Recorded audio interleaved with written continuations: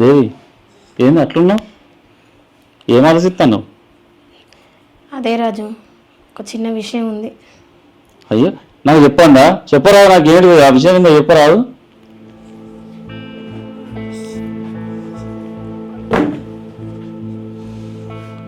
అయితే మనకు ఒక దగ్గర నుంచి 1,20,000 వచ్చేది ఉండే. వాటితోటి నేను ఆన్లైన్లో బిజినెస్ చేద్దాం అనుకున్నా. అది 2 వారాలలో 2 లక్షలు అయ్యేటివి. నేను పెట్టిన 1,20,000 పక్క పెట్టుకొని మిగిలిన 80,000తోటి మన ఇద్దరం ఎటైనా లాంగ్ టూర్ వేద్దామని ఆలోచన ఉండే. మంచిగా హ్యాపీగా గడపవచ్చు కదా ఇద్దరం కలిసి, ఎప్పుడు బయటకు వెళ్ళడం జరగట్లేదు కదా అని ఆలోచించిన.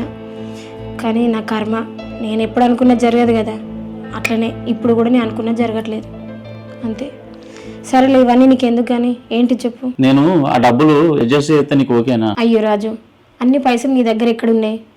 అన్ని పైసలు అంటే నీకు కూడా కష్టమే కదా, ఎందుకు తీ. వారం రోజులల్లా అడ్జస్ట్ చేస్తా అంటే నేను మా సార్ ఇచ్చిన ₹1,00,000 నా దగ్గర ఉన్నాయి, నా దగ్గర 20 ఉన్నాయి, తీసుకొచ్చి నీకు ఇస్తా. కానీ ఖచ్చితంగా నాకు వారం రోజులే ఇచ్చేయాలి. వారం రోజులు కూడా అవసరం లేదు.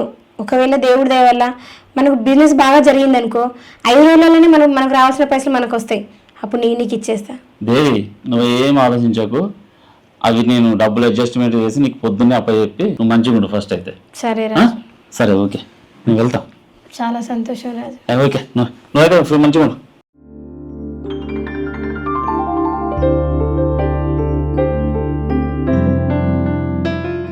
ఏదవా నా కొడుక, నీ భార్య నువ్వు చంపితే నాకేం వస్తుందిరా? ఆ డబ్బులైతే రానే రాదు, 1,20,000 అవి నా చేతికి వచ్చాక నేనే నిన్ను చంపుతా.